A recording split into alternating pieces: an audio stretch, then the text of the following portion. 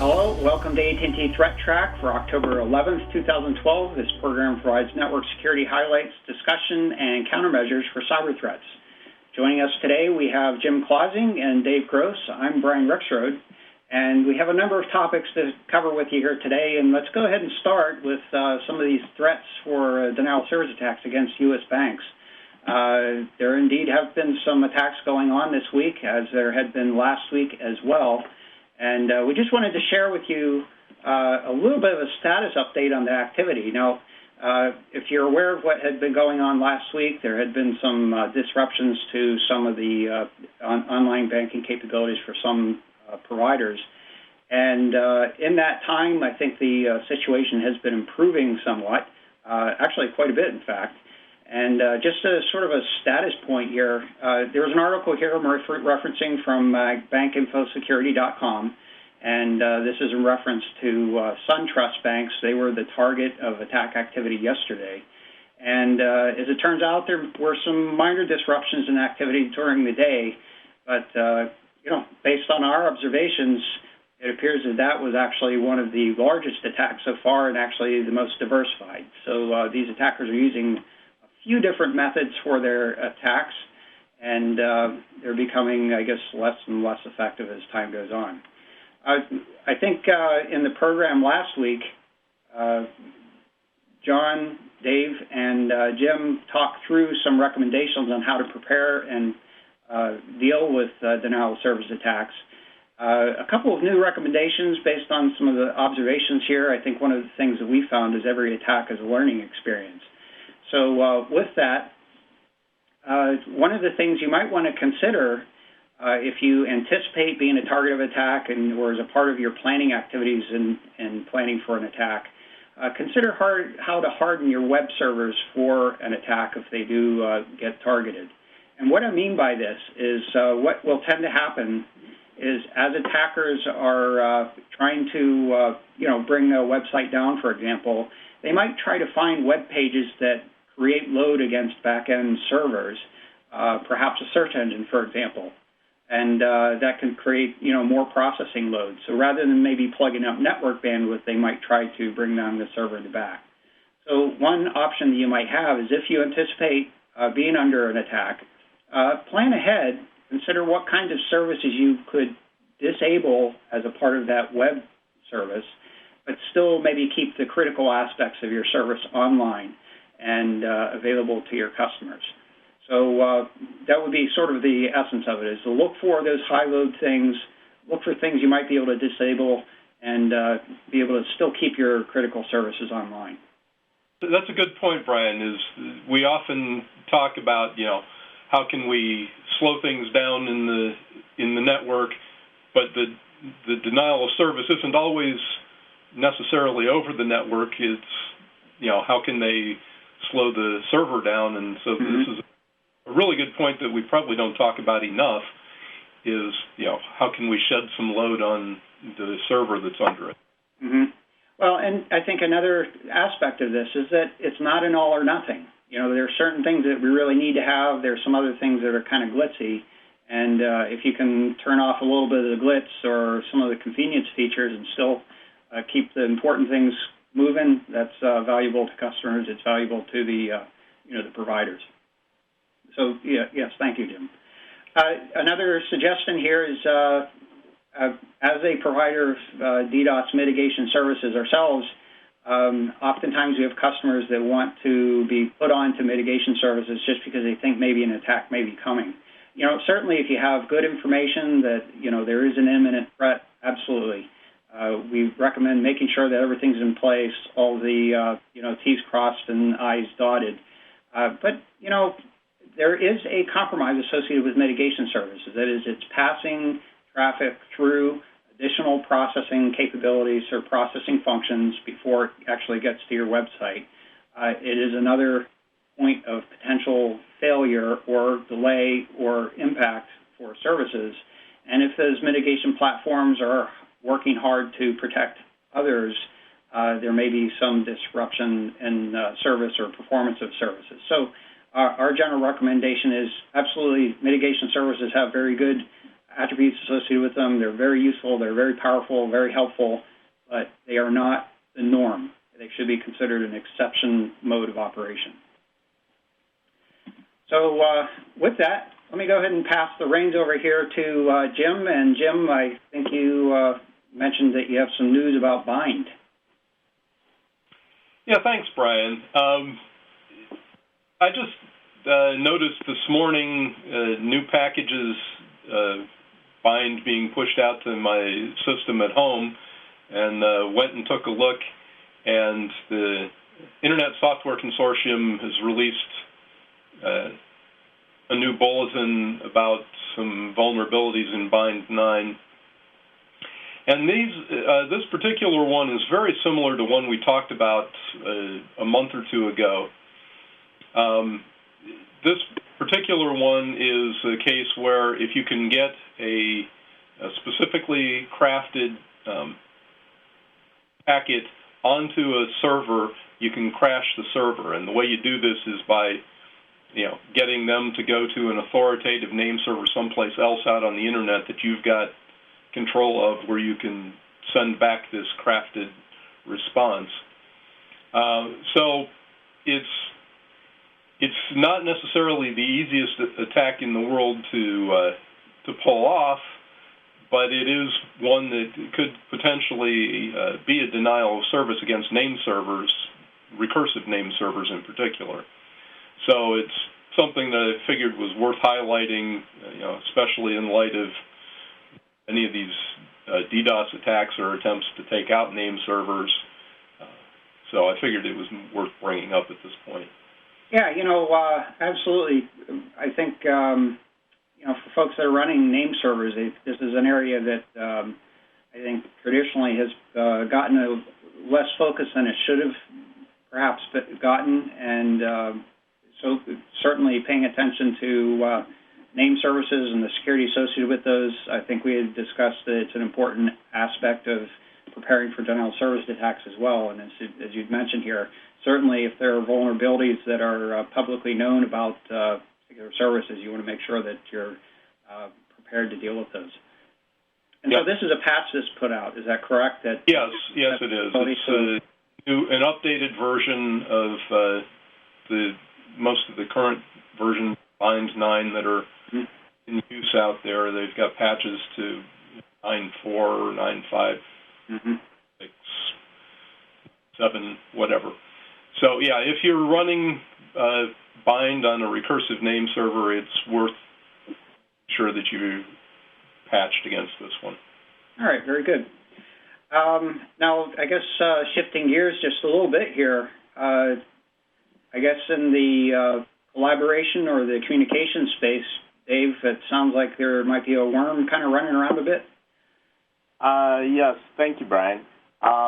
There's a ransomware worm that's spreading among Skype users, and it's a campaign that goes to infect these users by sending them booby-trapped links from contacts that seem to be in their address book.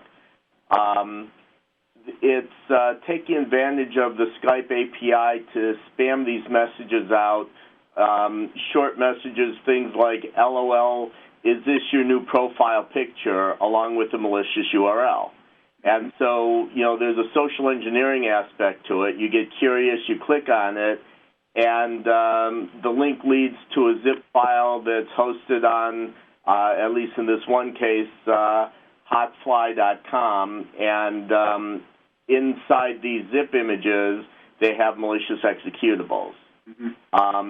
Once the executable gets on your machine, it installs a variant of what's called the dorkbot worm, and this has gone against users of Twitter and Facebook before, so it's just targeting a different user population at this point.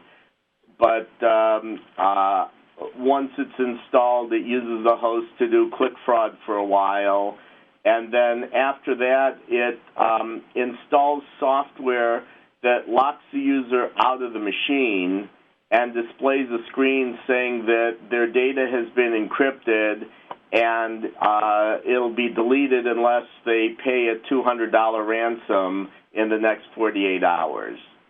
And Skype is responding to this because I guess part of the aspect of this particular exploit is that they're using the Skype API to spam this stuff out. But, as usual, the recommendations are to upgrade to the newest Skype versions, install the security patches for Windows and stuff like that, update antivirus, and, avoid clicking links that look strange, even if they come from, people that you think that you trust and stuff like that.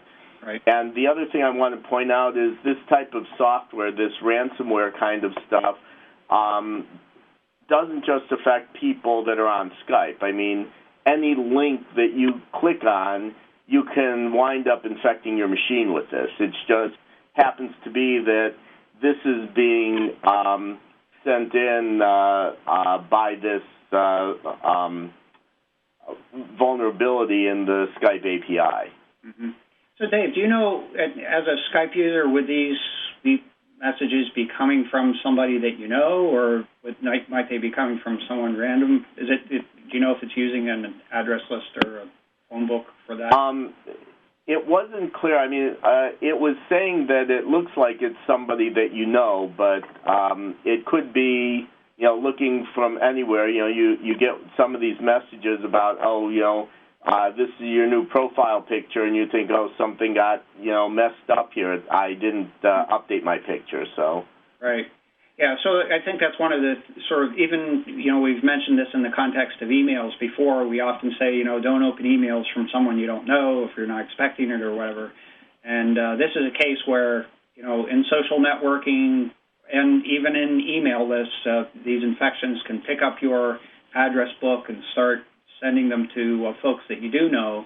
And consequently, you even have to be kind of paying attention to messages that are coming from people you might expect to receive messages from, but certainly if the message doesn't match the personality or the types of correspondence you expect from those people, you want to be scrutinizing those and making sure that they're, I like your term, booby-trapped. Yeah. Yeah, we've seen a lot of this on Facebook in the past, and and some other instant messaging and some Twitter, but never click on links, unless it's in a sacrificial, VM that you can re-image. And don't trust them. The ones that are always saying something about your new pictures of you, be even more suspicious of those. Mm-hmm. Yep. I think we've done a segment some time ago when, if we haven't, perhaps we need to. We've certainly been talking about it. Jim, you mentioned a sacrificial environment or a virtual machine. One of the tools that we have found to be useful for testing suspect URLs is Sandboxy, which allows you to run a browser in a sort of a sandboxed environment and get some idea whether or not it does, manifest itself as a potentially malicious link.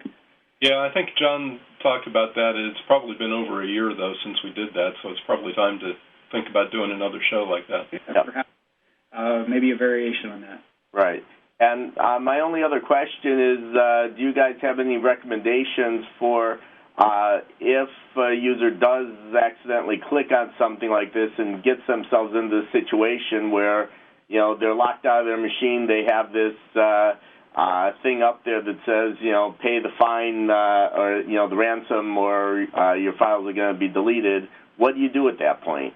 Don't pay the ransom and go to the backup. Yeah. Yeah, so if there's information on a computer that you want to keep, make sure you've got good backups of it, because if something like this comes, you don't want to be trying to pay bad guys. It just encourages them. Right. So you want to go to restore the system, or if you don't have the technical ability to do that, you may have to take it to some tech support to help do that. Yep. And just because it says that they've encrypted your files doesn't necessarily mean they have. One of the techniques that they tend to use is to create a second screen, a second desktop that has this message on there and doesn't show you how to get back to the primary. Right, that's true. It's a reasonable amount of work to encrypt all your files, and the computer would have to be hashing at that for a long time. So, I guess to your point, Jim, if you get one of these messages, unplug the darn machine. Get it powered down quickly, because there's a chance that even if it is encrypting, it's not going to be all done. Somebody that's reasonably savvy at how disks are managed. It may be possible to recover a lot of that data, if not all of it. Yeah, so good point. All right, so I guess next item here, we'll pass it back to Jim, some developments on SHA-1. Yeah, we talked last week about the release of SHA-3 and how the SHA-2 family of hashes, SHA-256, SHA-512, looked to be safe for relative near future. And it was just interesting timing that shortly after that I saw this message, the article on Ars Technica, and there was also some discussion on Bruce Schneier's blog about some calculations done by some crypto guys that calculate that the feasible collisions be within reach of the bad guys by 2018, and that's assuming that they don't come up with some algorithm or to speed that up. So this is just reinforcing what we said last week with the release of the new hashing algorithm. We should be getting off MD5 and SHA-1 and moving to at least the SHA-2 family, SHA-3 when NIST publishes the test stuff when it gets into FIPS.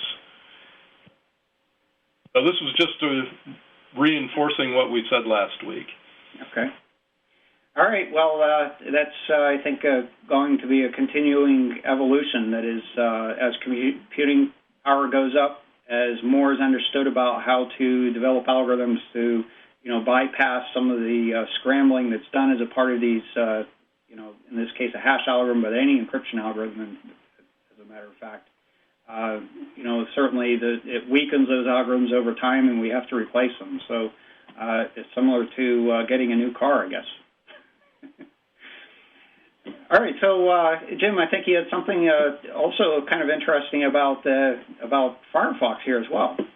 Yeah, this one was kind of interesting, and it's a little bit lacking in detail, but the Mozilla folks released Firefox 16 earlier in the week, Monday or Tuesday, and in about 12 hours later or 18 hours later, they withdrew it, and they posted this message on their security blog that they were aware of a vulnerability, and they had withdrawn it. They basically took it off the download site. It was apparently a vulnerability that allowed disclosure of your browsing history and URLs, parameters, that kind of thing. Their immediate suggestion was to downgrade back to 15.0.1, and they're frantically working on closing this one up, and I assume that they'll have a new Firefox 16 out in the next couple of days, probably, maybe even today. Okay. But the point of this one is, those who like to stay on the bleeding edge and saw the update was available and went ahead and applied it, might have gotten a little ahead of yourself this time. And I'm not aware of any widespread exploitation of this vulnerability out there. The folks are using it in the wild, but it had been discovered relatively quickly, and the Mozilla people are taking it very seriously. So I figured it was worth mentioning here. So if you had updated to 16, is the regular update process going to take you back to 15?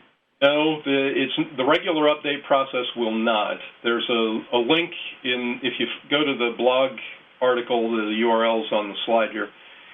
There's a link down towards the bottom of that explains how to back out of it, but the automatic update process will not back out to 16. Okay, so that's good to know. And I guess just a bit of an observation. If it's a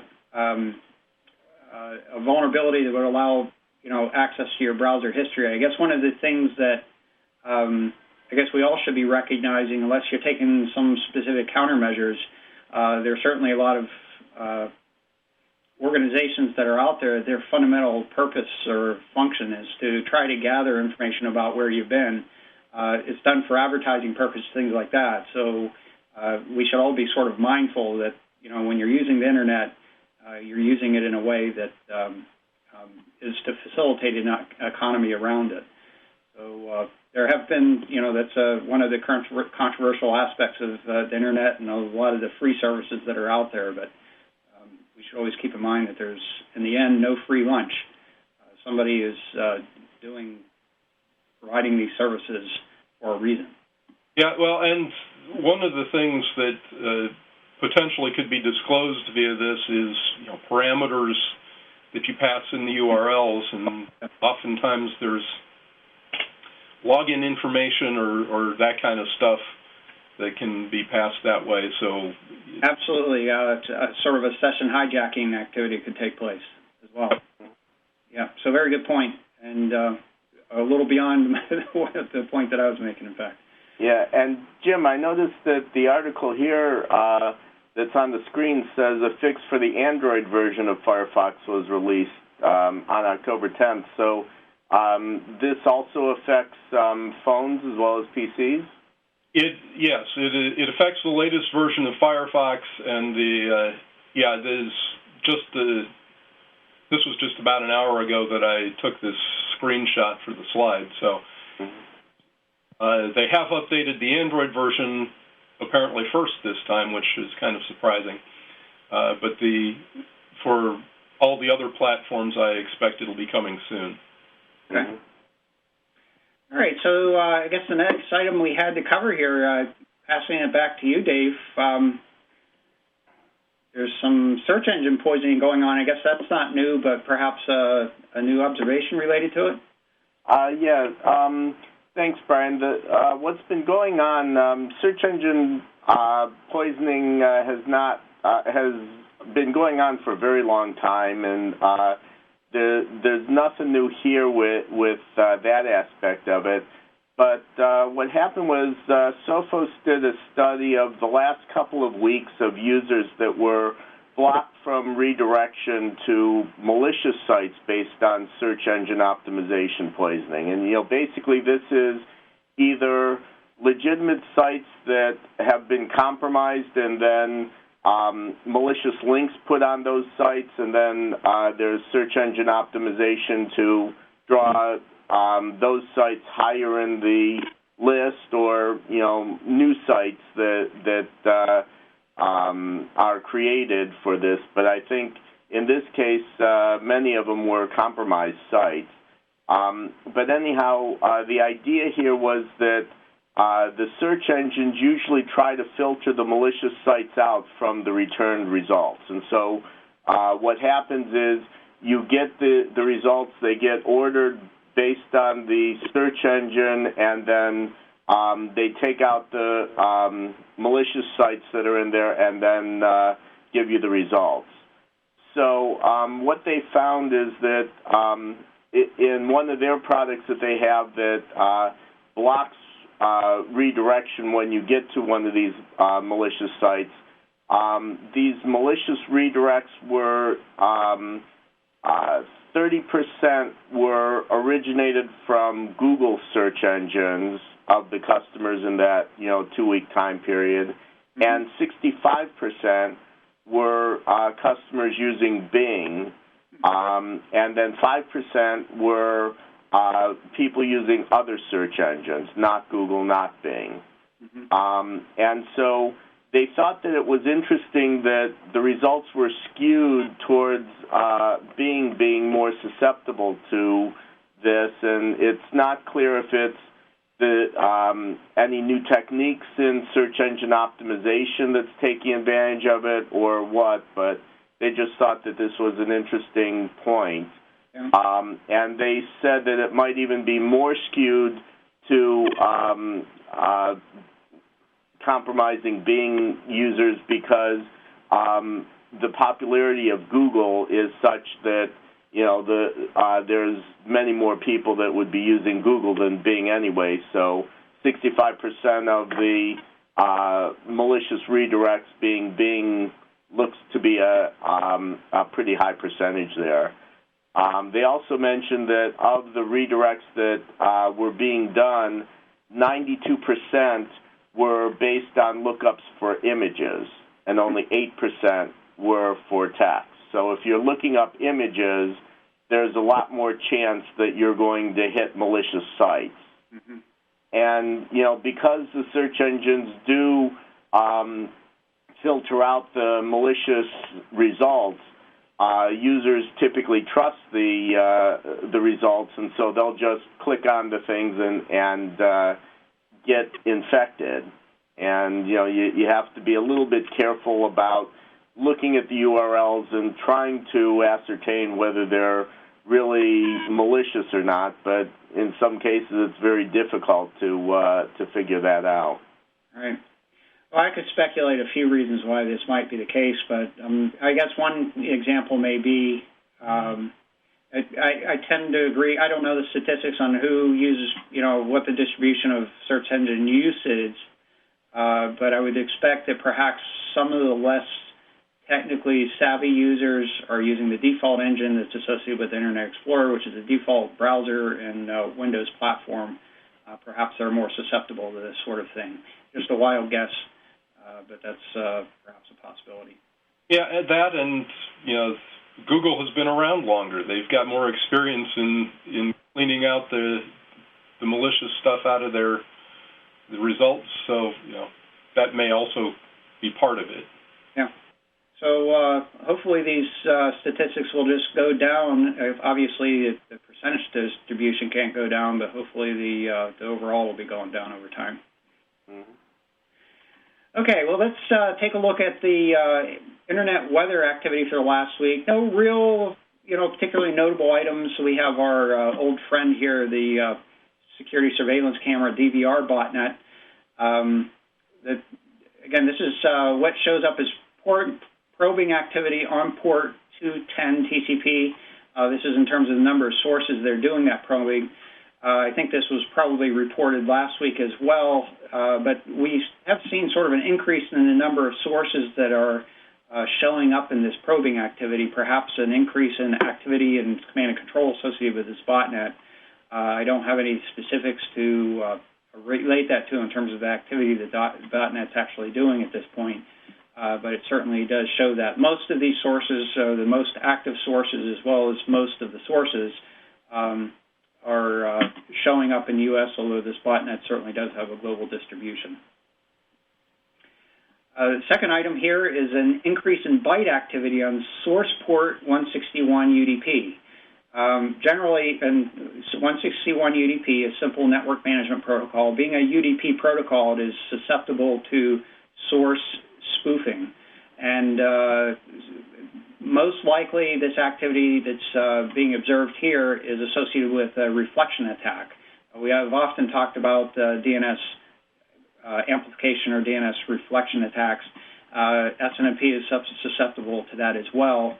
And in fact, this case, it looks like the target of a lot of this more recent activity, certainly in the last day or two, has been a state university.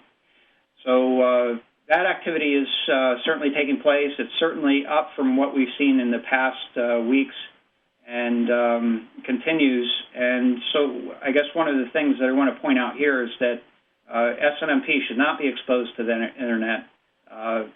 That is a potential access point for exploiting devices. There have been vulnerabilities associated with SNMP in the past. But in addition, it is subject to abuses of this sort that is using it to attack others. So if you're operating any network equipment, make sure that SNMP is blocked from the Internet point of view. Sort of another aspect of this, by the way, is if your device is being used for attacks, it's going to tend to load it down and could cause performance problems on your network as well. Yeah, and not only blocking inbound probes to the SNMP, but outbound stuff sourced from it shouldn't be leaving your perimeter either. Yep, that's absolutely true. So, good point. And our traditional view of the most probe ports here. This is in terms of the. Make sure I got this correct here. Looking at this, basically what we have are some of our standard ports: port 23, port 22, port 3389, port 1433. All of those traditional ports, and then also 445 TCP. Traditional ports that are used for some of the traditional exploits. Configure being the case for port 445 and lookalikes of similar exploits.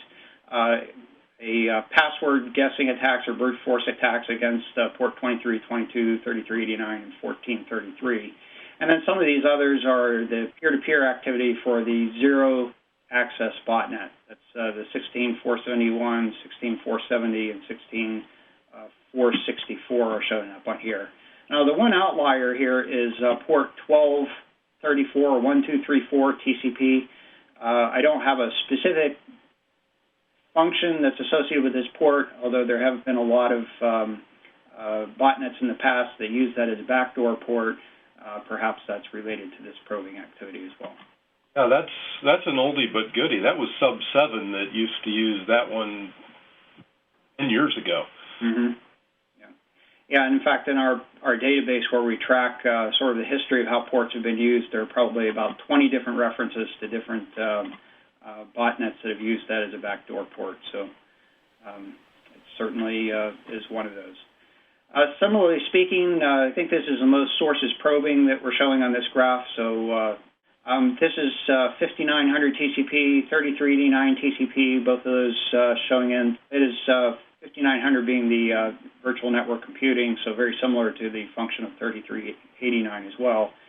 We already talked about port 23, and we've already talked about port 210 TCP, and we also have these zero access peer-to-peer accesses activities as well. So as I said at the beginning here, no fundamentally outstanding sets of activity in the internet weather over the last week. Certainly we had talked about the denial of service attack activity. I didn't go into the details of the levels of the activity, but certainly significant improvements as we go forward in terms of being able to mitigate these attacks that even so have still been increasing in size and diversity in how they're doing those attacks. And that's our program for today. If you'd like to get in touch with us, we certainly welcome that and encourage it. You can email us at ThreatTraq@list.att.com. This video program is available from the AT&T Tech channel. That's att.com/ThreatTraq, or you can find it on YouTube. And audio versions are available from iTunes or FeedBurner. Just search for ThreatTraq. Thanks, Dave and Jim, for joining us today. I'm Brian Rixrode. We'll be back next week for another AT&T ThreatTraq, and until then, please keep your network safe.